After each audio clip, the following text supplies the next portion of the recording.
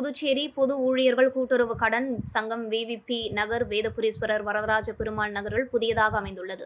இந்த புதிய சங்க அலுவலக கட்டிட திறப்பு விழா நடைபெற்றது. விழாவில் சிறப்பு விருந்தினராக முதலமைச்சர் ரங்கசாமி கலந்து கொண்டு புதுச்சேரி பொது ஊழியர்கள் கூட்டுறவு கடன் சங்க அலுவலகத்தை திறந்து வைத்தார். நிகழ்ச்சியில் சங்க தலைவர் தமிழ்ஒளி மற்றும் கூட்டுறவுத்துறை செயலர் நெடுஞ்செழியன் ஆகியோர் தலைமை தாங்க, முதுநிலை காவல் கண்காணிப்பாளர் கலைவாணன், கூட்டுறவு சங்கங்களின் பதிவாளர் யஷ்வந்தையா ஆகியோர் முன்னிலை வகிக்க சங்க துணைத் தலைவர் ராஜசேகரன் வரவேற்புரையாற்றினார். நிகழ்ச்சியில் சங்க இயக்குநர்கள் இளங்கோவன், மருதாச்சலம் உள்ளிட்ட சங்க உறுப்பினர்கள், பொதுமக்கள் கலந்து கொண்டனர்.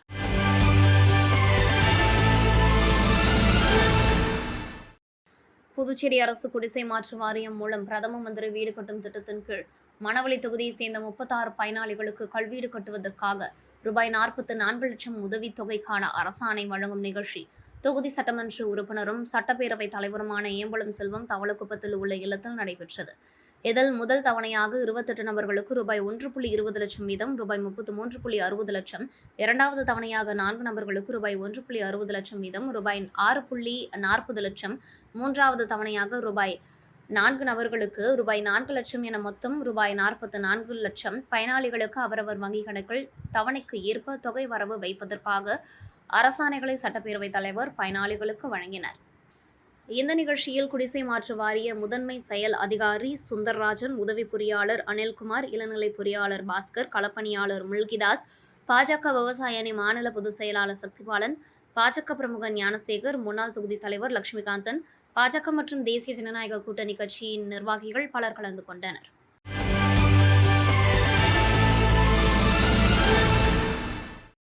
உருளையன்பேட்டை தொகுதிக்குட்பட்ட கோவிந்தசாலை, திருமுடி நகர் முதல் தெரு மற்றும் 2வது தெருக்களில் பொதுப்பணித்துறை பொது சுகாதார பிரிவின் மூலம் புதிய கழிவுநீர் தொட்டிகள் மற்றும் சாலைகளில் கழிவுநீர் குழாய்கள் அமைக்கும் பணி மற்றும் வீடுகளுக்கு குழாய் மூலம் கழிவுநீர் இணைப்புகள் வழங்குதல் போன்ற பணிகள் நடைபெற்று வருகிறது. இப்பணிகளை உருளையன்பேட்டை தொகுதி சட்டமன்ற உறுப்பினரும் புதுச்சேரி சட்டப்பேரவை அரசாங்க உறுதிமொழி குழு தலைவருமான நேரு என்கின்ற குப்புசாமி துறை அரசு அதிகாரிகளுடன் அப்பகுதியில் ஆய்வு செய்தார். ஆய்வின்போது பணிகளை விரைவாக வரும் மழைக்காலங்களுக்குள் முடித்து தருமாறு அதிகாரிகளை கேட்டுக்கொண்டார். மேலும் ஆய்வின்போது புதுச்சேரி நகராட்சி உதவி பொறியாளர் நமச்சிவாயம், பொதுப்பணித்துறை பொது சுகாதார பிரிவு இளநிலை பொறியாளர் சங்கர், பொதுப்பணித்துறை கட்டிடங்கள் மற்றும் சாலைகள் மத்திய பிரிவு இளநிலை பொறியாளர் சிவபிரகாசம், நகராட்சி இளநிலை பொறியாளர் குப்புசாமி மற்றும் நகராட்சி ஆய்வாளர் திருமுருகன், மேலும் அப்பகுதியை சேர்ந்த மனிதநேய மக்கள் சேவை இயக்க பிரமுகரான வாசு, சிவா, இளங்கோ, ஜெயபால், உதி, செந்தில், பாண்டியன் மற்றும் பலர் உடன் இருந்தனர். அதே போல் இங்கே ஒரு பைப் அது வந்து வாய்க்கா கட்டும் அப்புறம் ஸ்லோப் அதுதான் சேனலிங் சார். 2 பக்கம் வாட்டம், பைப்பு நேராக வாய்க்கா. ஆமாம், பைப்பு நேராக வாய்க்கா சார். மோட்டர் போட்ட வாய்க்கா அதான் சேனலிங். அது 3 பண்ணியிருக்கிறேன். அந்த பைப்பு அதே தான் சார். மழை வந்துட்டே ஒரு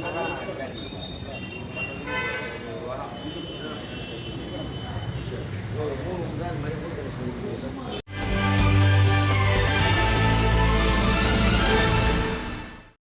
முருகம்பாக்கம் பகுதியில் உள்ள ஃபியூச்சர் இந்தியா அறக்கட்டளை சார்பில் பொதுமக்களுக்கு பல்வேறு நலத்திட்ட உதவிகள் வழங்கப்பட்டு வருகிறது. இந்த நிலையில் அரியாங்குப்பம் மற்றும் ஊசுடு தொகுதி பெண்கள் சுயதொழில் செய்வதற்காக ஃபியூச்சர் இந்தியா அறக்கட்டளை சார்பில் 4 சக்கர தள்ளுவண்டி, சுய உதவி குழுக்களுக்கு நன்கொடை, புடவை உள்ளிட்ட நலத்திட்ட உதவிகள் வழங்கும் நிகழ்ச்சி நடந்தது. ஃபியூச்சர் இந்தியா அறக்கட்டளை தலைவர் ராஜமனோகரன் தலைமை தாங்கினார். இதில் அமைச்சர் சாய்ஜி சரவணன்குமார் கலந்து கொண்டு 100க்கும் மேற்பட்ட பயனாளிகளுக்கு ரூபாய் 75 லட்சம் மதிப்பிலான தள்ளுவண்டி உள்ளிட்ட நலத்திட்ட உதவிகளை வழங்கினார். இந்த நிகழ்ச்சியில் Villupuram Amrita institute of technology நிறுவனர் மனோகரன், ஃபியூச்சர் இந்தியா அறக்கட்டளையின் சொத்து பாதுகாப்பு குழு தலைவர் குப்பன், செயல் தலைவர் சுப்புலட்சுமி, அன்பரசன், ஊர் முக்கிய பிரமுகர் வெங்கடேசன் மற்றும் அறக்கட்டளை நிர்வாகிகள், ஊர் முக்கியஸ்தர்கள் உட்பட பலர் கலந்து கொண்டனர்.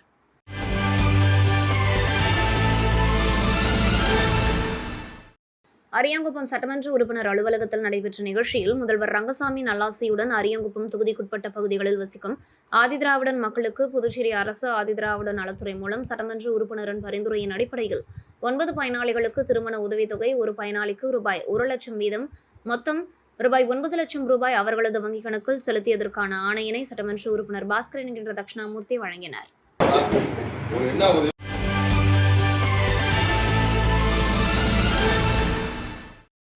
2024-2025 ஆண்டிற்கான நீட் அல்லாத படிப்புகளுக்கு அரசு இட ஒதுக்கீட்டில் சென்டாக் மூலம் தேர்வாகி மாணவர்கள் கல்லூரிகளில் அட்மிஷன் போட சென்றால் தனியார் கல்லூரி நிர்வாகங்கள் அரசு நிர்ணயித்த கல்வி கட்டணத்தை விட கூடுதல் கட்டணமும் சேர்த்து முழு கட்டணத்தையும் கட்டினால் மட்டுமே அட்மிஷன் போடப்படும் என்று மாணவர்களை திருப்பி அனுப்பிவிடுவதாக புகார் வந்துள்ளது.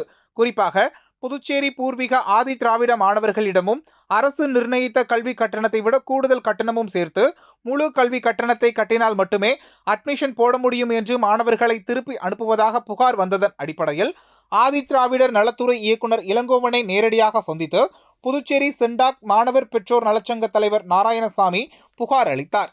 இயக்குனர் உடனடியாக சென்டாக் கன்வீனர் கல்லூரி நிர்வாகங்களிடம் தொலைபேசியில் தொடர்பு கொண்டு புதுச்சேரி பூர்வீக ஆதி திராவிடர் மற்றும் பழங்குடி இன மாணவர்களிடம் கல்வி கட்டணம் கூடுதல் கட்டணங்கள் கேட்கக்கூடாது, சென்டாக் நிர்வாகம் நிர்ணயித்த முழு கட்டணம், யூனிஃபார்ம், பாடப்புத்தகம் போன்ற கட்டணங்கள் நலத்துறை மூலம் கல்லூரிக்கு செலுத்தப்படும், மாணவர்களை கல்வி கட்டணம் கட்ட சொல்லி துன்புறுத்தக்கூடாது என்று எச்சரித்து அனைத்து கல்லூரிகளுக்கும் இது குறித்த சுற்றறிக்கை அனுப்புவதாக உறுதியளித்தார்.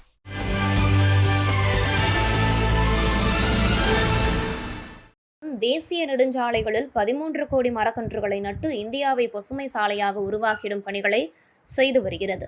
அதிக ஆக்சிஜன் வெளியிடக்கூடிய மரங்களான மருது, நீர், வேங்கை, தூங்குமூஞ்சி மரம், நாவல் மரம், புளிய மரம், வெண்கடம்பு, ஆலமரம், அரசமரம் மற்றும் பனை மரங்கள் போன்ற மரங்கள் நடும் பணியை ஊக்குவிக்கும் விதமாக ஸ்ரீராம் புதுவை கோரிமேடு டோல்கேட் பகுதியில் துவக்கி வைத்தார். இவ்விழாவில் குளோபல் கிரீன் ட்ரீ ஃபவுண்டேஷன் தலைவர் சத்யநாராயணன், ட்ரஸ்டி காமேஸ்வரன் கலந்து கொண்டு தலைமை தாங்கினர். இதில் மைக் செட் ஸ்ரீராம் மரக்கன்றுகள் நட வலியுறுத்தி ரூபாய் 1,00,000 காசோலையை குளோபல் கிரீன் ட்ரீ ஃபவுண்டேஷன் நிறுவனத்திற்கு வழங்கினர்.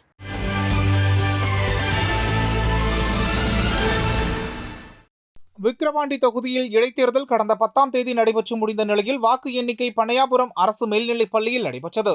இதில் திமுக வேட்பாளர் அன்னியூர் சிவா வெற்றி பெற்ற நிலையில் பனையாபுரம் 4 முனை சந்திப்பு பகுதியில் கண்டமங்கலம் ஒன்றிய பெருந்தலைவர் வாசன் மற்றும் விழுப்புரம் தெற்கு மாவட்ட திமுக தலைமைச் செயற்குழு உறுப்பினர் திருவக்கரை பாஸ்கரன், சச்சிதானந்தம், குமணன் மற்றும் திமுக தொண்டர்கள் பலர் கலந்து கொண்டு பட்டாசு வெடித்து இனிப்புகள் வழங்கி வெற்றியை கொண்டாடினர்.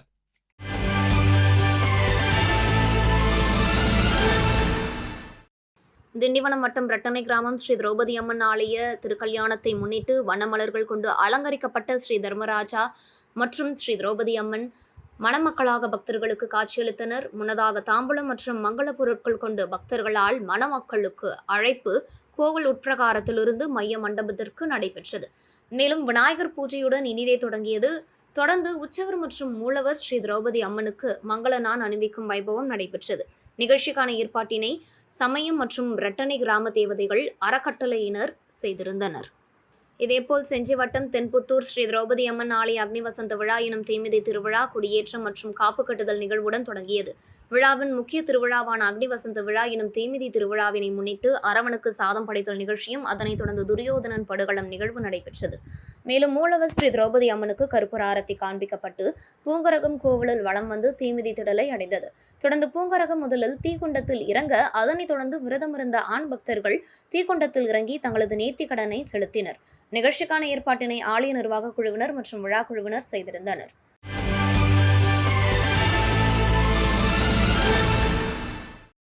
லாஸ்பேட்டை ஸ்ரீ திரௌபதி அம்மன் ஆலய தீமிதி விழா கடந்த 26ஆம் தேதி கொடியேற்றத்துடன் தொடங்கியது. தினம்தோறும் அம்மன் யானை வாகனம், சிம்ம வாகனம், முத்து பல்லக்கு என பல்வேறு வாகனங்களில் எழுந்தருளி திருவீதி உலா நடைபெற்றது. இதனையடுத்து முக்கிய நிகழ்வான தீமிதி திருவிழா நடைபெற்றது. இதில் அலங்கரிக்கப்பட்ட ஸ்ரீ திரௌபதி அம்மன், அர்ஜுனன் மகாராஜா எழுந்தருளி பக்தர்களுக்கு காட்சியளித்தனர். விழாவில் பாராளுமன்ற உறுப்பினர் செல்வகணபதி, சட்டமன்ற உறுப்பினர் வைத்தியநாதன் ஆகியோர் கலந்து கொண்டனர். தீமிதி திருவிழாவில் கலந்து கொண்ட பக்தர்கள் மற்றும் பொதுமக்களுக்கு லாஸ்பேட்டை சட்டமன்ற உறுப்பினர் வைத்தியநாதன் அன்னதானம் வழங்கினார். இதில் கமலா அறக்கட்டளை நிர்வாகிகள் கலந்து கொண்டனர். இதனைத் தொடர்ந்து சப்தகிரி அறக்கட்டளை சார்பில் அன்னதானம் வழங்கப்பட்டது. இந்த அன்னதான விழாவை சப்தகிரி குழு நிர்வாக இயக்குனர் VPS ரமேஷ்குமார் தொடங்கி வைத்தார். மேலும் இந்த நிகழ்ச்சியில் ஸ்ரீ சப்தகிரி அறக்கட்டளை நிர்வாகிகளும் பொதுமக்களும் கலந்து கொண்டனர். இந்த அன்னதான விழாவில் சுமார் 1000க்கும் மேற்பட்டோருக்கு அன்னதானம் வழங்கப்பட்டது.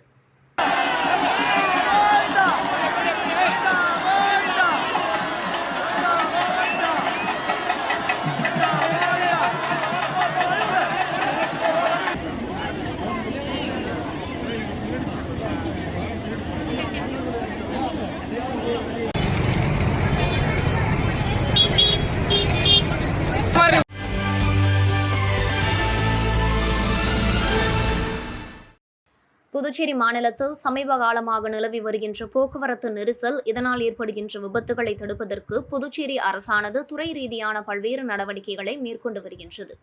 அதன் அடிப்படையில் வில்லியனூர் தெற்கு வருவாய் துணை மாவட்ட ஆட்சியர் சோமசேகர அப்பாராவ் கொட்டாரு தலைமையில் வருவாய் தெற்கு பகுதிக்கு உட்பட்ட பொது சாலைகளில் நிரந்தர நீக்கம் மற்றும் தற்காலிக ஆக்கிரமிப்புகள் குறித்து அதிகார வரம்பிற்கு உட்பட்ட எம்ஜிஆர் சிலை முதல் பட்டாணி கடை வரை கோட்டைமேடு சந்திப்பு பகுதியில் உள்ள சாலையோரம் அமைக்கப்பட்டுள்ள விளம்பர பலகைகள் மற்றும் அரசுக்கு சொந்தமான இடத்தை ஆக்கிரமிப்பு செய்து கட்டப்பட்டுள்ள சுவர்கள் மற்றும் கடையின் மேற்கூரைகள் ஜேசிபி இயந்திரத்தை கொண்டு அகற்றப்பட்டது. மேலும் ஆக்கிரமிப்புகளை அகற்றுவது குறித்து முன்னதாகவே செய்தித்தாள் மூலமாக தகவல் தெரிவிக்கப்பட்டிருந்தது என்பது குறிப்பிடத்தக்கது.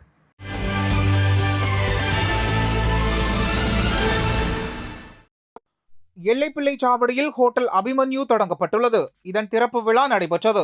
இதில் கலந்து கொண்ட முதலமைச்சர் ரங்கசாமி ஹோட்டலை திறந்து வைத்தார். இந்த நிகழ்ச்சியில் முன்னாள் சட்டமன்ற உறுப்பினரும் என்ஆர் காங்கிரஸ் கட்சியின் பொதுச் செயலாளருமான NSJ ஜெயபால் உள்ளிட்ட ஹோட்டல் நிர்வாகிகள், பொதுமக்கள் கலந்து கொண்டனர்.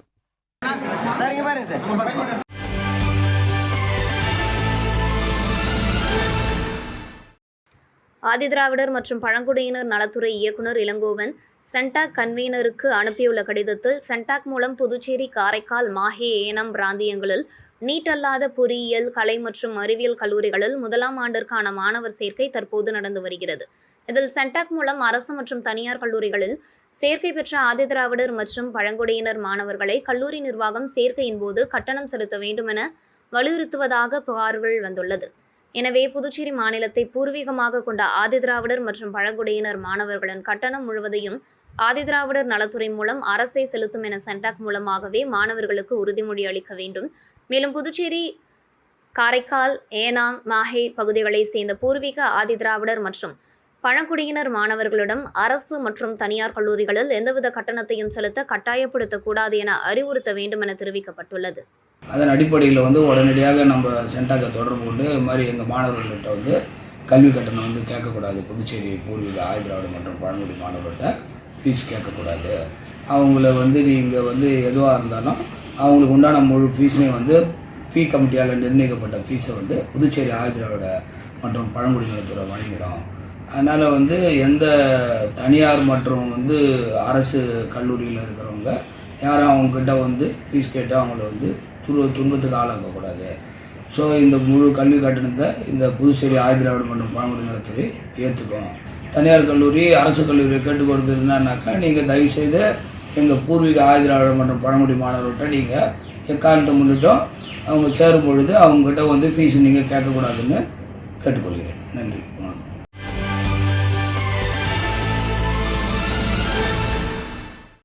திண்டிவனம் வட்டம் மயிலம் ஸ்ரீ வள்ளி தேவானை சமேத ஸ்ரீ சுப்பிரமணிய சுவாமி ஆலயத்தில் ஆனி திருமஞ்சனம் மற்றும் ஆனி மாத சஷ்டியை முன்னிட்டு உற்சவர்கள் ஸ்ரீ நடராஜர், ஸ்ரீ விநாயகர், ஸ்ரீ வள்ளி தேவானை சமேத ஸ்ரீ சுப்பிரமணிய சுவாமி மற்றும் வீரபாகுக்கு பால், தயிர், சந்தனம், விபூதி, பஞ்சாமிர்தம் மற்றும் பல்வேறு பழவகைகளை கொண்டு சிறப்பு அபிஷேகம் நடைபெற்றது.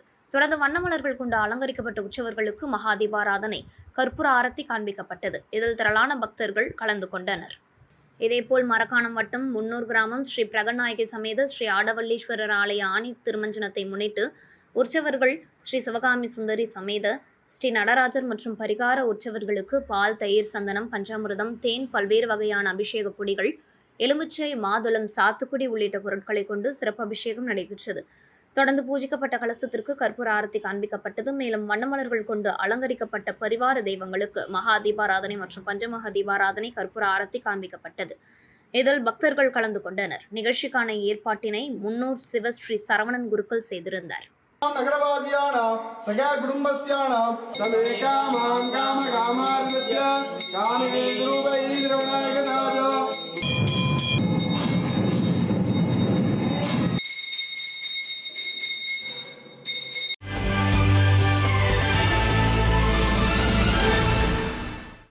மூலக்குளம் வில்லியனூர் சாலையில் சென்டர் மீடியன் அமைக்கப்பட்டுள்ளது.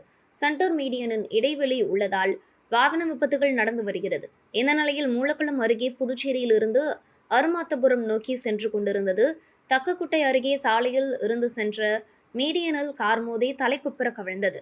அதில் கார் டிரைவர் அரும்பாத்தபுரம் செந்தில் படுகாயம் அடைந்தார். அவரை அருகில் இருந்தவர்கள் மீட்டு மருத்துவமனையில் சேர்த்தனர். தகவல் அறிந்த வடக்கு போக்குவரத்து போலீசார் கவிழ்ந்து கிடந்த காரை அப்புறப்படுத்தி போக்குவரத்தை சீர் செய்தனர். சாலையில் வைக்கப்பட்டுள்ள சென்டர் மீடியன் முடியும் இடத்தில் ரிஃப்ளெக்டர் இல்லாமல் இருந்ததால் இரவு நேரத்தில் வாகன ஓட்டிகளுக்கு சரியான சென்டர் மீடியன் இருப்பது தெரியாததால் விபத்துகள் நடக்கிறது என போக்குவரத்து போலீசார் தெரிவித்தனர்.